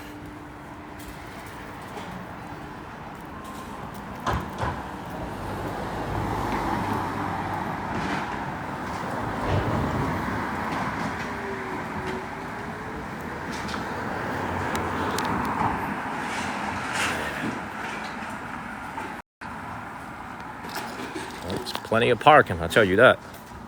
That's right, there is plenty of parking out here. So you hit that follow button. So people keep asking about the social credit score here in China. Like people keep asking about social credit score, like the credit score that we have back home in America with your financial credit. Look, I've never heard of anybody using a social credit score here in China, but I will tell you something that does happen here is that imagine you are here in China and you owe someone money, okay? It's very different from the United States in the sense that you can't just declare bankruptcy and start fresh. So back home in America, you are able to say, okay, I'm going to declare bankruptcy and I'm going to start fresh and I'm going to wipe away all my debts. You can't do that here in China. You have to be accountable for your debts. If you are owing people money here in China and you don't pay back your debts, what they would do, thank you, Linda, it's not a social credit score, but what they would do is they will put you on the no-fly list. So you cannot stay in a luxury hotel. You can't get on a plane. You can't take the high-speed rail. You can't check into an entertainment KTV. You can't go stay at a nice hotel. You can't even take the train, the high-speed trains in China until you pay back the debt. So it's not a social credit score as more of as a way to make sure that people are functioning in society as a way to make sure that people are accountable. So I've never heard of anybody go around and say, what's your credit score? What's your social credit score? Nobody really does that here, at least not that I'm aware of. But they do have what's called a blacklist, meaning if you owe money, you committed a bunch of crimes, you know what I'm saying, that you haven't paid back the money, you can be put on that list.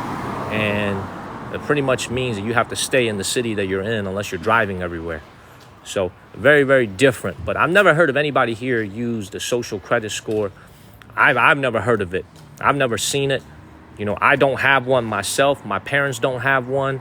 Even though my parents live in North Carolina, my mother is still a Chinese citizen. So I've never seen that before. So a lot of people keep asking about this because I think it's something that the media in the West has hyped it up a little bit. But I've never really seen that here in China being used anywhere. Does that make sense? So let me navigate to my next place. We're almost there.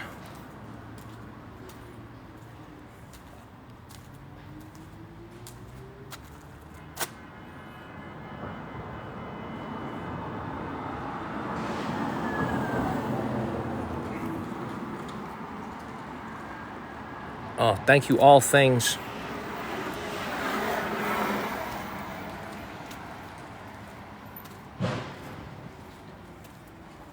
Keep moving. Thank you, seriously. Thank you. Thank you, thank you, thank you. Exactly, man. They make sure that you pay your debts. I shouldn't be going down here anymore. There's nothing over here. It's a dead end. It's a freaking dead end over here. Man.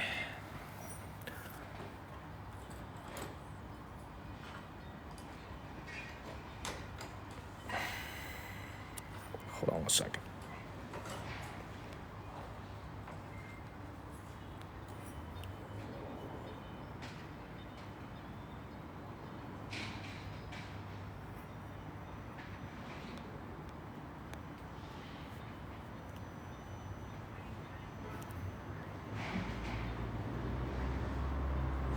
All right, let's keep moving.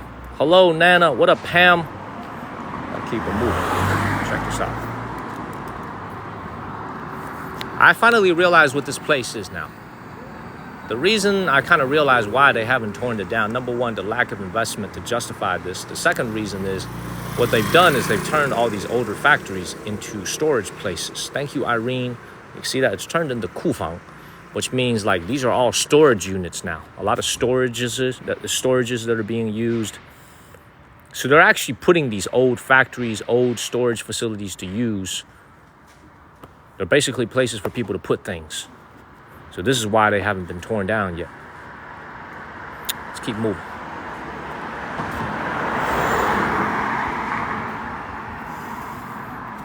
Let's keep it moving, y'all.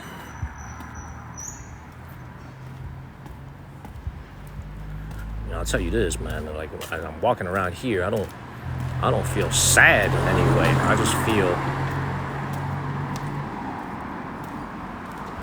it's melancholy. You know what I'm saying? I feel a lot of melancholy when you're walking around here. Just about. I'm telling you, this is like I used to live in Kent, Ohio, so I'm pretty familiar with Cleveland, Ohio. Like Cleveland's obviously undergone a little bit of a revival nowadays. But remember, I lived in Ohio for 2 years. This reminds me of a lot of places I've saw in Cleveland. Like, I'm serious. This place reminds me of a lot of places I saw in Cleveland.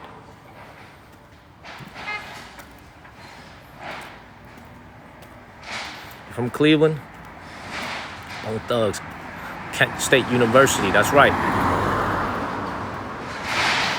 It does look a little bit like Gary. Go ahead and get up out of here. Yeah, Joey, I'm telling you, man, we go everywhere in China. You know, we're going to Taiwan, China next month. We go everywhere in China. Like, you know, it's just really important to remember, like, you know, this is real. You know, this is TikTok Live. There's no filters here. Everything is real. Everything you see is real. So this is as real as it gets, man. Yeah, most of the cars that you see across the street, with the exception of that red Benz over there, most of these cars are domestic Chinese cars. Man, thank you very much. Thank you. I'm going to tell you, in America, this is in 2002. We used to live in Kent, Ohio, first 2 years. And we had to go to Cleveland once every month because we wanted to eat some Chinese food. And in the American grocery stores like Giant Eagle and Tops back in Kent, Ohio, they didn't have any Chinese food. They didn't have like soy sauce. They didn't have that we needed. So we used to go to Cleveland, Ohio all the time. They had a Chinese store there that we could buy products from. We could buy tofu. We could buy soy sauce. We could buy things that we couldn't get in Kent, Ohio. Right? And I remember this so vividly as a kid. I remember, like, we would drive into Cleveland. Like, I don't mean this as a disrespectful thing towards Cleveland, but I remember, man, I was 11 years old, and we would drive into Cleveland, and I'm just like, man, this ain't the America that I signed up for, man. When I was a kid watching Home Alone, when I was a kid watching American movies, this ain't the America that I signed up for. I said, what kind of shit is this? I said, what kind of shit is this? This ain't the America that I signed up for. I said, I did not move all the way out here for this. You know what I mean? I was like, what the hell? I was like, this is not it. They didn't show this in Home. I was like, in Home Alone, all I saw was big, nice buildings, big, beautiful homes. I said, shit, that's nice. I said, shit, that's nice. I'm coming. And then I get to Cleveland. You know what I'm saying? I get to Cleveland. I'm like, this ain't it. This is not it. You know what I'm saying? I was like, I got scammed. Okay, I was like, damn, my mom took me here. I got scammed. You know? I was like, what the hell? Because I remember every time we went to Cleveland, I don't know why, every time we went to Cleveland, the freaking city was great.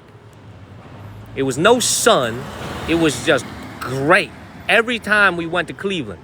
I was like, huh? This ain't right. I was like, something is wrong. Man, I was like, what the hell? I remember this even as a very young boy. I was like, what the heck is going on? You know, because when you drive in from Kent, Ohio, when you're on the highway, you can see Cleveland out in the distance. I'm not shitting on Cleveland or anything, but I just remember back then in like 2002, 2003, we would go there and it was just like, thank you, all things. I was like, whoa. I was like, this ain't it. Let's keep moving. Well, it's always sunny in Philadelphia. Well, it's always gray in Cleveland when I remember. I need to go visit Cleveland again, man. But I just remember living next to it and just thinking to myself, like, man, this is not the America that I knew. I was like, this is not the America I signed up for. Thank you, Ni Hao Ma. Man, I love you too, Karina B. Thank you very much. It's always sunny in San Diego. It ain't always sunny in Philadelphia. They lied to you. It ain't always sunny in what's it called? In Cleveland. Thank you, Wild Kit Kat. Thank you very much. Let's keep it moving. Let's keep it moving, man. Thank you, Just Mental. Please follow the channel and share this live stream. Man, this is a really urban decay neighborhood over here, man.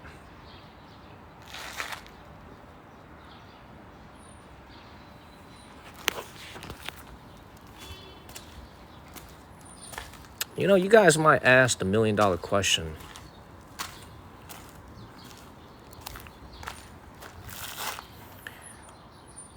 Why don't they fix this building up? Thank you, Helpco Bates. You guys might ask yourself, like, why don't they fix this place up a little bit? You know? I'll see you later, Helpco, in the morning. Have a good night. You know, you might ask, why don't they fix it up? What do you guys think is the reason for that? There's no funding. Exactly. Who's going to pay for it? Like, right? Like, if you look at this door right here, this door looks like it's from the 90s. You know? Why don't they fix it? Because there's no funding. Because this is the Rust Belt.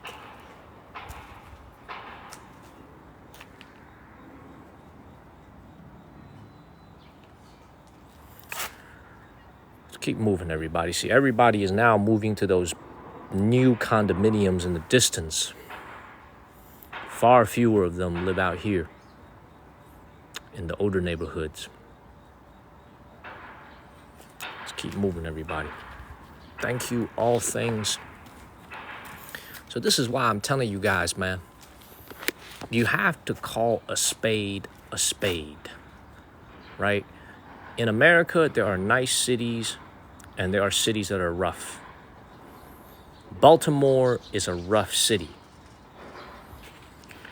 Philadelphia is a rough city, especially Baltimore. Okay, I don't know any of you guys are from Baltimore. There are rough places in America.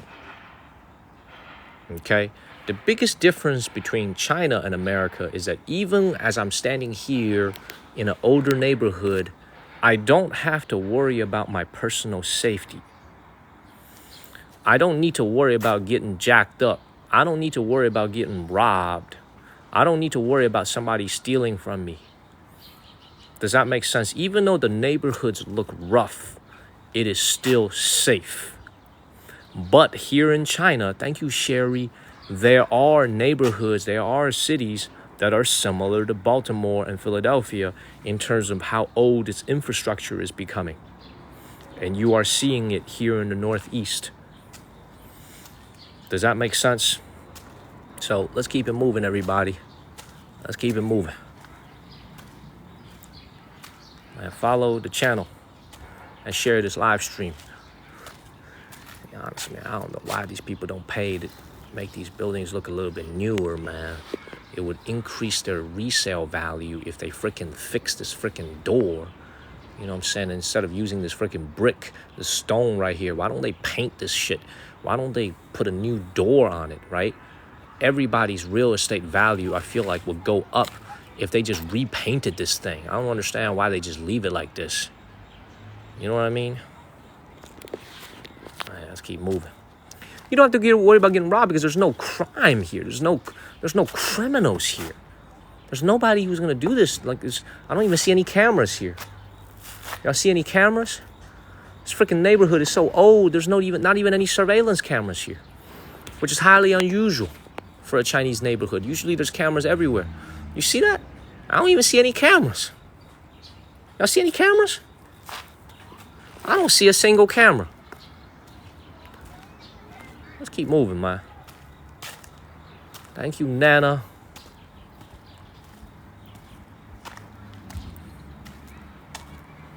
Singapore is also having this problem. All I saw in Singapore was wealth. And Singapore is one of the wealthiest places I've ever been to in my life. Keep moving, man. Let's get up out of here. Follow the channel and share this live stream, everybody. Hit that follow button and share this live. I'm not seeing any. Oh, I see a camera. I finally see a camera. Oh, there are actually cameras here. I'm wrong. There are actually cameras here. So you see, there's a camera right there. There's a camera right there. So there are actually cameras here. I take that back. All right, who's ready for some lunch, y'all? Who's ready for some lunch today? Man, stuff in Singapore is more expensive than America. Very, very wealthy country, but a small country that relies on imports. So very, very expensive. Yeah, that's what I was going to say. I never saw anything in Singapore that looks older like this. Singapore is like a very, very new, very fresh. Y'all ready for some food? We got almost 70,000 views already. 70,000 views exactly. Over 55,000 viewers. Y'all ready for some food? Yeah? I'm going to go and get some food. All right, let's go ahead and get up out of here then. Look at this. Man, I'm hungry. You know what's kind of crazy is all the food that I eat. I ate all that for dinner last night. Thank you, Emma. I am still hungry. I am still hungry. You know what I'm saying? I am still hungry.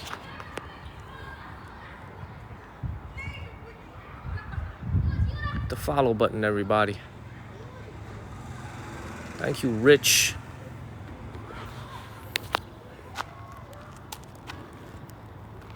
Thank you, Yang Jinglong. Thank you very much. A lot of walking. All right, let's go ahead and get up out of here.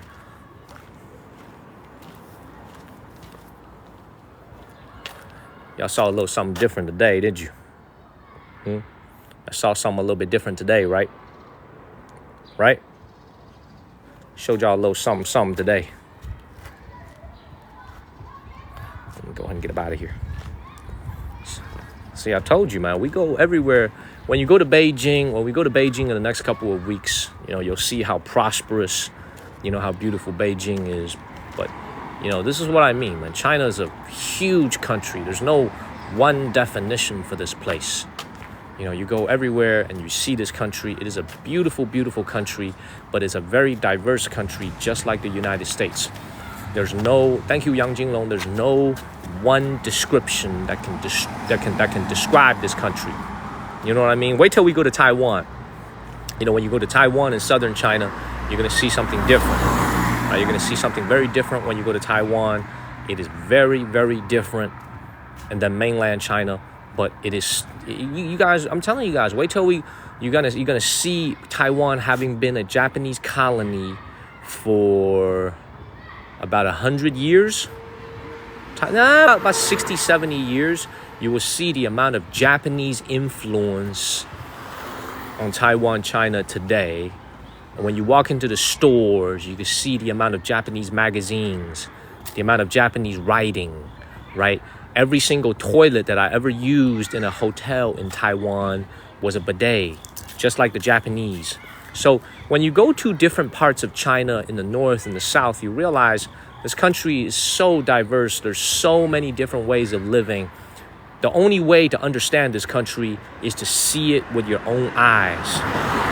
There's no way you can be told a generalization about this country. You have to see it with your own eyes. Does that make sense? Please follow the channel and share this live stream. Like every single hotel that I remember I stayed in, both in 2019 and in 2020, used bidet toilets. They all use bidet toilets, just like the Japanese do. So seeing is believing, absolutely. Seeing is believing. Yeah, they was driving fast over here. Hit the follow button, everybody. We stream daily from China. My name is Daniel from the state of North Carolina. I'm wearing Tar Heel blue today and yesterday. That's my only jacket. I started streaming in July in the middle of the summer. So I don't have a lot of autumn clothing with me. But we're going to go to lunch. Thank you, Juliet and Martez. Follow the channel and share this live stream. Y'all hit that follow button. Hey, I gotta ask y'all again, man. Now it's been a couple of hours, man. Y'all watch the presidential debate tonight. Thank you, Phyllis. Thank you, All Things. Who won the debate? Don't be so biased, man. Don't be so biased. Be honest.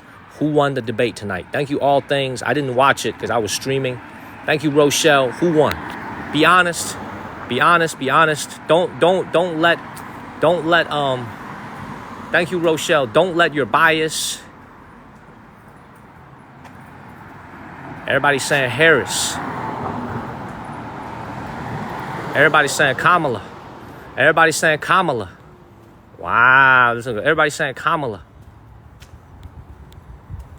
I can't wait to go on TikTok and watch some replays.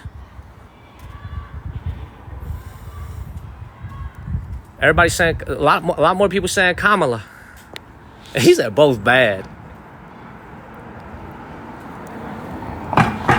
Tell you guys this, man. It's gonna be a tight election coming up. I can already feel it. Make sure you go vote. Make sure y'all cast y'all's vote. Let y'all's vote be heard. Let y'all's voice be heard. Cast y'all's vote. Make sure y'all go and vote. What's for lunch? I don't know. We gotta walk first. We'll figure it out. It's gonna be a tight election this year. I can feel it. I'm gonna try to vote in North Carolina instead of Washington. Thank you, Good Deed, which is my last address in America, was in the state of Washington in Seattle. That's not gonna count for me. I'm gonna vote in North Carolina, man, a battleground state. Get my vote in. Keep it moving. I know. I saw that, Yitem. I saw that. I saw that, LBJ. I know, Lee. I saw that, Lee. I don't think it's a surprise. I saw that. It's going to be a tight election, though. And thank you, All Things. Man, let's not get too political. I know I was the one who opened up the can of worms with the question. But I'm just so curious on what the nation thinks, because we do have a lot of people who watch the show. I was so curious about what you guys think. I haven't seen the debate yet. I got to go check it out at lunch, after lunch. Follow the channel, y'all. Share this live stream. Let's keep it moving. How long have I been streaming? Close to 2 hours. Thank you, Rochelle. Thinking, should I get off the live stream now and just go?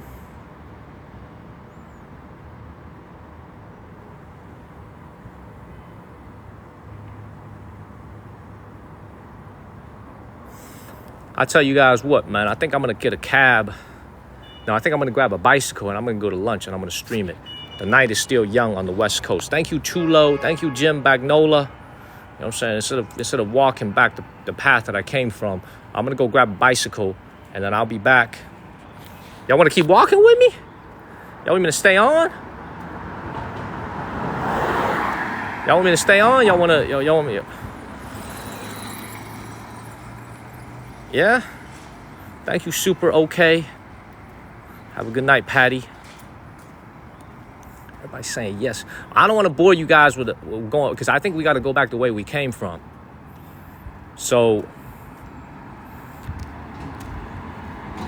you know what? I'll stay on for like 5 more minutes. We gotta find something to eat.